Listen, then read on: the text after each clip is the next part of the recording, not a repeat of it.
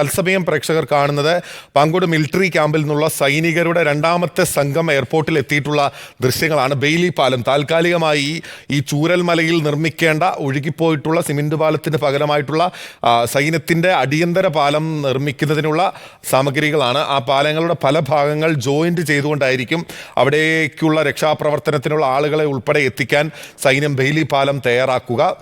സൈന്യത്തിൻ്റെ പ്രത്യേക രക്ഷാപ്രവർത്തന മാർഗത്തിൽ ഏറ്റവും പ്രധാനപ്പെട്ട ഒരു ഘട്ടമാണ്. അപ്പോൾ രണ്ടാമത്തെ ദൗത്യ സംഘം കൂടി, സൈന്യത്തിൻ്റെ കരസേനയുടെ രണ്ടാമത്തെ സംഘം കൂടി എത്തുകയാണ്. കോഴിക്കോട് രാജ്യാന്തര വിമാനത്താവളത്തിൽ നിന്നുള്ള ദൃശ്യങ്ങളാണ് പ്രേക്ഷകർ കണ്ടുകൊണ്ടിരിക്കുന്നത്. രാവിലെ തന്നെ ഈ പാലം ഘടിപ്പിക്കുന്നതിനുള്ള നടപടികൾ സൈന്യത്തിൻ്റെ ഭാഗത്ത് നിന്ന് ആരംഭിക്കും. അതിനുശേഷമായിരിക്കും മുണ്ടക്കൈ ഉൾപ്പെടെയുള്ള ഭാഗത്തേക്ക് സൈന്യം എത്തുക.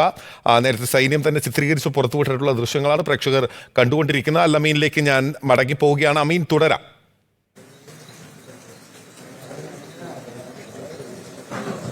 അത്തരത്തിൽ സൈന്യമൊക്കെ വരുമ്പോഴും വലിയ പ്രതീക്ഷ ആളുകൾക്കുണ്ട്. പക്ഷേ ഈ രാത്രി നമുക്കിപ്പോൾ ദൃശ്യങ്ങളിൽ കാണാം. ഈ കൊടചൂടി ആശുപത്രിയിലേക്ക് വന്ന് അന്വേഷിച്ചതിന് ശേഷം അവരുടെ ബന്ധുക്കളെ കാണാതെ, വിവരം ലഭിക്കാതെ അവർ ആ മഴയത്ത് വീണ്ടും മടങ്ങുന്നൊരു കാഴ്ച. എന്തിന് ഞങ്ങളെ ഈ മഴയത്തിങ്ങനെ നിർത്തിയിരിക്കുന്നു, മഴയത്തിങ്ങനെ അലയിക്കുന്നു എന്നുള്ളൊരു ചോദ്യം കൂടിയാണ് അവരുടെ ഈ യാത്രകളിൽ ഉള്ളത് എന്നുള്ള കാര്യത്തിൽ സംശയമില്ല. പല ആശുപത്രികളിൽ കയറുന്നു, ക്യാമ്പുകൾ കയറി ഇറങ്ങുന്നു. നേരത്തെ ഈ മഴയത്താണ് കുടയും ചൂടി 6 സംഘം ഈ ആശുപത്രിയിലേക്ക് വന്നത്, വിംസ് ആശുപത്രിയിലേക്ക് വന്നത്.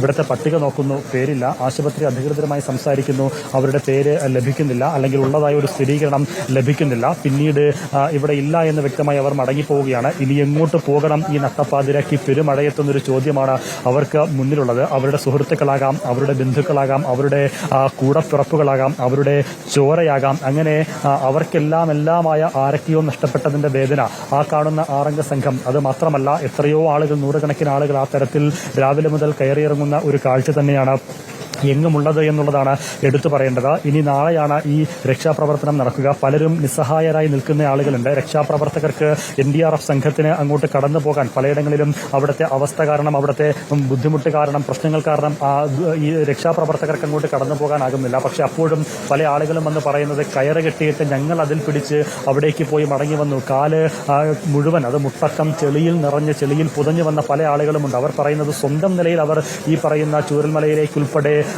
പോയി ബന്ധുക്കളെ അന്വേഷിച്ച് മടങ്ങി വരുന്ന കാഴ്ചയാണ്. അപ്പോഴും പ്രതീക്ഷയോടുകൂടി അവർ പലയിടത്തും തിരയുകയാണ്. ഒരുപക്ഷെ ആ വീടൊക്കെ തകർന്നു പോയിട്ടുണ്ട്. ആ വീട് നിന്ന സ്ഥലം പോലും തിരിച്ചറിയാനാകാത്ത വിധം ആ ഭൂപ്രദേശം ഒന്നാകെ വിസ്മൃതിയിലാണ്ട് പോയിട്ടുണ്ട്. പക്ഷെ അപ്പോഴും ആരെങ്കിലും രക്ഷപ്പെടുത്തിയിട്ടുണ്ടാകാം. ഏതെങ്കിലും കച്ചിത്തുരുമ്പിൽ പിടിച്ചവർ ഏതെങ്കിലും ക്യാമ്പിൽ അഭയം പ്രാപിച്ചിട്ടുണ്ടാകാം, അല്ലെങ്കിൽ ആശുപത്രികളിൽ ചികിത്സയിൽ കഴിയുന്നുണ്ടാകാം എന്നൊക്കെയുള്ള പ്രതീക്ഷയോടെ ഉള്ള ഒരു പരക്കം പാച്ചിലും നെട്ടോട്ടമാണ്. അത് കണ്ടു നിൽക്കാനാകുന്നതോ അല്ലെങ്കിൽ കണ്ടിട്ട് നമുക്ക് വെറുതെ വിടാൻ പറ്റുന്ന കാഴ്ചകളോ ഒന്നുമല്ല. അവർ പലരും അത്തരത്തിൽ നഷ്ടപ്പെട്ട പലരും ഇനി തിരിച്ചു വരില്ല എന്ന് പലരും ഉൾക്കൊണ്ടിട്ടുണ്ട്. പക്ഷെ അപ്പോഴും തങ്ങൾക്ക് വേണ്ടപ്പെട്ട പലരും ആ വിധത്തിലാണോ തങ്ങളോട് വിട പറഞ്ഞിരിക്കുന്നത് എന്നുള്ള ഒരു യാഥാർത്ഥ്യം അത് ഉൾക്കൊള്ളാനാകാതെ പല ആളുകൾ പോകുന്ന കാഴ്ച കൂടിയാണ് ഈ ആശുപത്രി പരിസരത്തും ക്യാമ്പുകളുടെ പരിസരത്തുമൊക്കെ പ്രകടമാകുന്നത്. ഏതായാലും നാളെ മുതൽ വീണ്ടും ഈ രക്ഷാപ്രവർത്തനം, അല്ലെങ്കിൽ ഈ അപകടം നടന്ന ദുരിത മേഖലയിൽ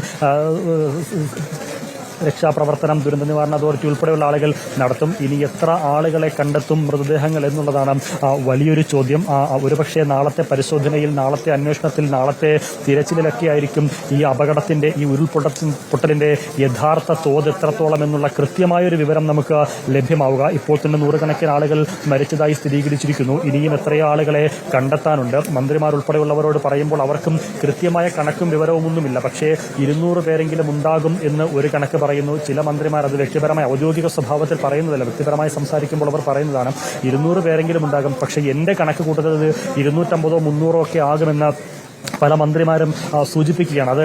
അവരത് പറയുന്നത് കൃത്യമായൊരു കണക്ക് ശേഖരിച്ചിട്ടില്ല. അതിനപ്പുറത്തേക്ക് ഈ പ്രാദേശികമായി ലഭിക്കുന്ന വിവരങ്ങളുടെ അടിസ്ഥാനത്തിൽ, പ്രാദേശികമായിട്ടുള്ള രക്ഷാപ്രവർത്തകർ, നാട്ടുകാരൊക്കെ നൽകുന്ന വിവരങ്ങളുടെ അടിസ്ഥാനത്തിൽ, പ്രാദേശിക പാർട്ടി പ്രവർത്തകരൊക്കെ നൽകുന്ന വിവരങ്ങളുടെ അടിസ്ഥാനത്തിലാണ് അത്തരം ചില കണക്കുകളും അത്തരം ചില അനുമാനങ്ങളുമൊക്കെ അവർ പങ്കുവെക്കുന്നത്. ആ തരത്തിലൊക്കെ കണക്ക് ഉയർന്നു കഴിഞ്ഞാൽ ഒരുപക്ഷെ കേരളം കണ്ട ഏറ്റവും വലിയൊരു ദുരിതമായി ഇത് മാറുമെന്നുള്ള കാര്യത്തിൽ, ആ രീതിയിൽ ഇത് രേഖപ്പെടുത്തുമെന്നുള്ള കാര്യത്തിലും സംശയമില്ല. ആശുപത്രിയിലേക്ക് കഴിഞ്ഞ കുറച്ച് മണിക്കൂർ മുന്നേ മുന്നേ വരെയും ആംബുലൻസുകളുടെയും അതുപോലെ തന്നെ നിരവധി വാഹനങ്ങളുടെയും ഒക്കെ വലിയൊരു പ്രവാഹമായിരുന്നു ഈ രക്ഷാപ്രവർത്തനം തുടർന്നുകൊണ്ടിരുന്നപ്പോൾ. ഇപ്പോൾ രക്ഷാപ്രവർത്തനം അവസാനിപ്പിച്ചു. അതിന് പിന്നാലെ ഈ ആംബുലൻസുകളുടെ ദുരന്ത മേഖലയിൽ നിന്നുള്ള ആളുകളെയും വഹിച്ചുള്ള ആംബുലൻസുകളുടെ വരവും കുറഞ്ഞിരിക്കുകയാണ്. ഒരുപക്ഷെ ഇനി നാളെയായിരിക്കും അത്തരത്തിലുള്ള ആളുകളെയും കൊണ്ടുള്ള അത് നമുക്ക് ഇനി ഈ അപകടത്തിൽ മണ്ണിനടിയിൽ പെട്ടുപോയ ആളുകൾ ഇനി എത്ര പേർ അങ്ങനെ ജീവനോടെ തിരിച്ചു വരുമെന്നുള്ളതൊക്കെ വലിയൊരു ചോദ്യചിഹ്നമാണ്. പക്ഷേ അങ്ങനെയെങ്കിലും വരണമേ എന്നുള്ള പ്രാർത്ഥനയിലാണ് പല ആളുകളും ഉള്ളത്. നമ്മൾ ഈ ആശുപത്രിയുടെ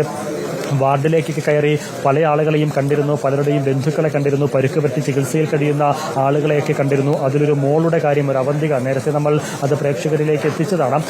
അവന്തിക ഓർമ്മയുണ്ടോ എന്ന് ചോദിച്ചാൽ ഓർമ്മയുണ്ട്, ബോധമുണ്ടോ എന്ന് ചോദിച്ചാൽ ബോധമുണ്ട്. പക്ഷേ മുഖത്തൊക്കെ നല്ല മുറിവാണ്, മുഖത്തൊക്കെ വെച്ച് കെട്ടി, കാലിലൊക്കെ നാളെ സർജറി തീരുമാനിച്ചിരിക്കുകയാണ്. ഓർമ്മ വരുമ്പോൾ വേദന കൊണ്ട് ബന്ധുക്കളെ ഓർത്ത് പിടയുന്നൊരു കാഴ്ച, ഒരു ഞരക്കം അല്ലെങ്കിൽ ഒരു തേങ്ങൽ ഒക്കെ നമ്മൾ കണ്ടതാണ്. അതൊന്നും കണ്ടു നിൽക്കാൻ ാവുന്ന കാഴ്ചകളല്ല ബിനിൽ.